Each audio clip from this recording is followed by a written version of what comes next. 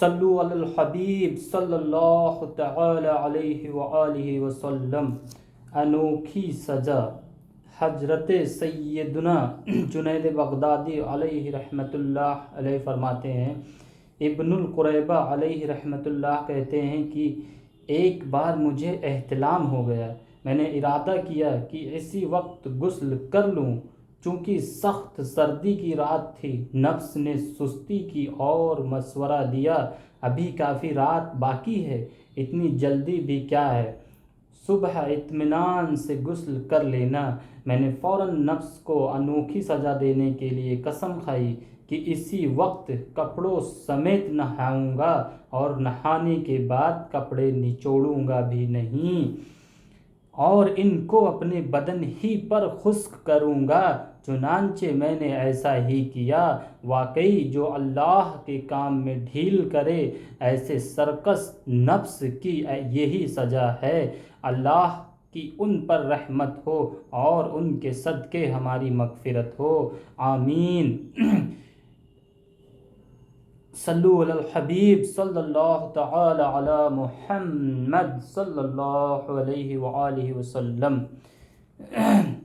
دیکھا آپ نے ہمارے اسلاف کرام رحمہ اللہ السلام اپنے نفس کی چالوں کو ناکام بنانے کے لیے کیسی کیسی مشقتیں جھیلتے تھے۔ اس سے وہ اسلامی بھائی درس حاصل کریں جو رات کو احتلام ہو جانے کی صورت میں آخرت کی خوفناک شرم کو بھلا کر محض گھر والوں سے شرما کر یا غسل کے معاملے میں سستی کر کے نماز فجر کی جماعت جائز بلکہ معاذ اللہ نماز تک قضا کر ڈالتے ہیں۔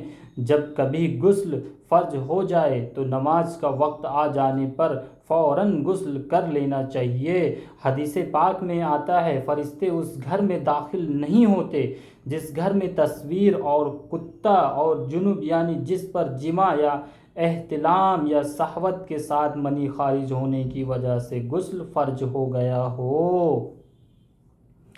صلی اللہ علیہ وآلہ وسلم۔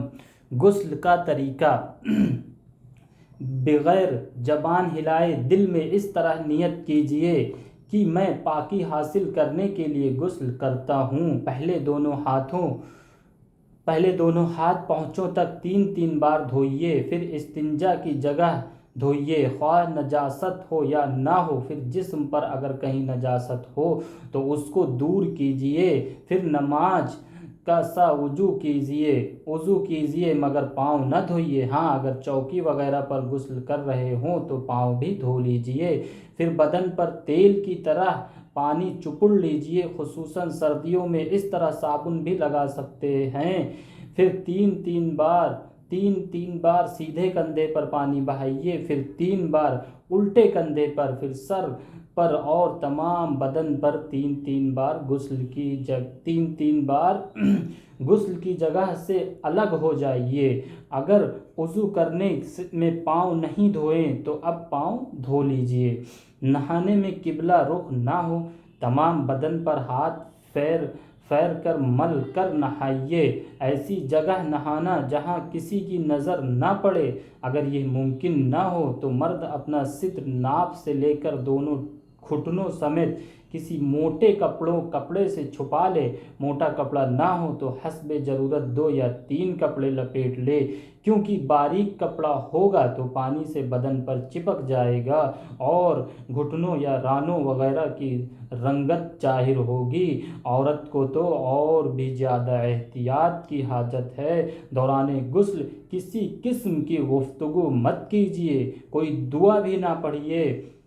نہانے کے بعد تولیہ وغیرہ سے بدن پوچھنے میں حرج نہیں ہے۔ نہانے کے بعد فوراً کپڑے پہن لیجیے۔ اگر مکروہ وقت نہ ہو تو 2 رکعات نفل ادا کرنا مستحب ہے۔ غسل کے 3 فرائض: کلی کرنا، ناک میں پانی چڑھانا، تمام ظاہر بدن پر پانی بہانا۔ نمبر 1، کلی کرنا۔ منہ میں تھوڑا سا پانی لے کر پچ کر کے ڈال دینے کا نام کلی نہیں، بلکہ منہ کے ہر پرزے، گوسے، ہونٹ سے حلق کی جڑ تک ہر جگہ پانی بہہ جائے۔ اسی طرح داڑھوں کے پیچھے گالوں کی تہ میں دانتوں کی کھڑکیاں اور جڑوں اور زبان کی ہر کروٹ پر بلکہ حلق کے کنارے تک پانی بہے۔ روزہ نہ ہو تو گرگرہ بھی کر لیجئے کی سنت ہے۔ دانتوں میں چھالیاں کے دانے یا بوٹی کے ریشے وغیرہ ہوں تو ان کو چھڑانا ضروری ہے۔ ہاں اگر چھڑانے میں ضرر یعنی نقصان کا اندیشہ ہے تو معاف ہے۔ غسل کے قبل دانتوں میں ریشے وغیرہ محسوس نہ ہوئے اور رہ گئے، نماز بھی پڑھ لی، بعد کو معلوم ہونے پر چھڑا کر پانی بہانا فرض ہے۔ پہلے جو نماز پڑھی تھی وہ ہو گئی۔ جو ہلتا دانت مسالے سے جمایا گیا یا تار سے باندھا گیا اور تار یا مسالے کے نیچے پانی نہ پہنچتا ہو تو معاف ہے۔ جس طرح کی ایک کلی غسل کے لیے فرض ہے، اسی طرح 3 کلیاں وضو کے لیے سنت ہیں۔ ناک میں پانی چڑھانا۔ جلدی ناک کی نوک پر پانی لگا لینے سے کام نہیں چلے گا، بلکہ جہاں تک نرم جگہ ہے یعنی سخت ہڈی کی سروں تک دھلنا لازمی ہے، اور یہ یوں ہو سکے گا کہ پانی کو سونگھ کر اوپر کھینچیے۔ یہ خیال رکھیے کہ بال برابر بھی جگہ دھلنے سے نہ رہ جائے ورنہ غسل نہ ہوگا۔ ناک کے اندر اگر رینٹ سوکھ گئی ہے تو اس کا چھڑانا فرض ہے۔ نیز ناک کے بالوں کا دھونا بھی فرض ہے۔ تمام ظاہری بدن پر پانی بہانا، سر کے بالوں سے لے کر پاؤں کے تلووں تک جسم کے ہر ایک پرجے اور ہر رونگٹے پر پانی بہہ جانا ضروری ہے۔ جسم کی بعض جگہیں ایسی ہیں کہ اگر احتیاط نہ کی تو وہ سوکھی رہ جائیں گی اور غسل نہ ہوگا۔ صلی اللہ علیہ یا رسول اللہ کے 21 حروف کی نسبت سے مرد و عورت دونوں کے لیے غسل کی 21 احتیاطیں۔ اگر مرد کے سر کے بال گنڈے ہوئے ہوں تو انہیں کھول کر جڑ سے نوک تک پانی بہانا فرض ہے، اور عورت کا صرف جڑ تک تر کر لینا ضروری ہے، کھولنا ضروری نہیں۔ ہاں اگر چوٹی اتنی سخت گوندھی ہوئی ہو کہ بے کھولے جڑیں تر نہ ہوں گی تو کھولنا ضروری ہے۔ اگر کانوں میں بالی یا ناک میں نت کا چھید سوراخ ہو اور وہ بند نہ ہو تو اس میں پانی بہانا فرض ہے۔ وضو میں صرف ناک کی نت کے چھید میں اور غسل میں اگر کان اور ناک دونوں میں چھید ہوں تو دونوں میں پانی بہائیے۔ بھووں، مونچھوں اور داڑھی کے ہر بال کا جڑ سے نوک تک اور ان کے نیچے سے خال کا دھونا ضروری ہے۔ کان کا ہر پرجا اور اس کے سوراخ کا منہ دھوئیں۔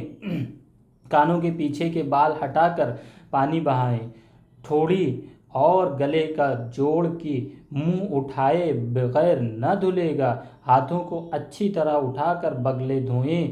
بازو کا ہر پہلو دھوئیں۔ پیٹھ کا ہر ذرہ دھوئیں۔ پیٹ کی بلٹیں اٹھا کر ناف میں بھی پانی ڈالیں۔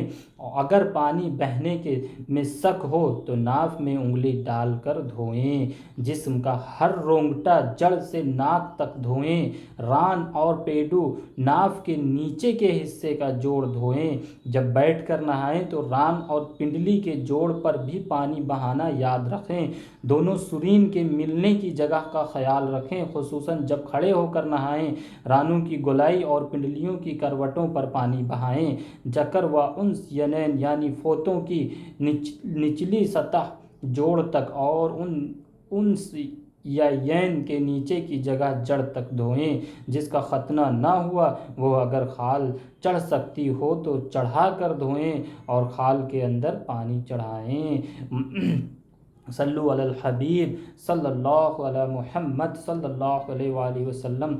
انشاءاللہ آگے غسل کے ہی اس سے بیان کریں گے انشاءاللہ عز و جل۔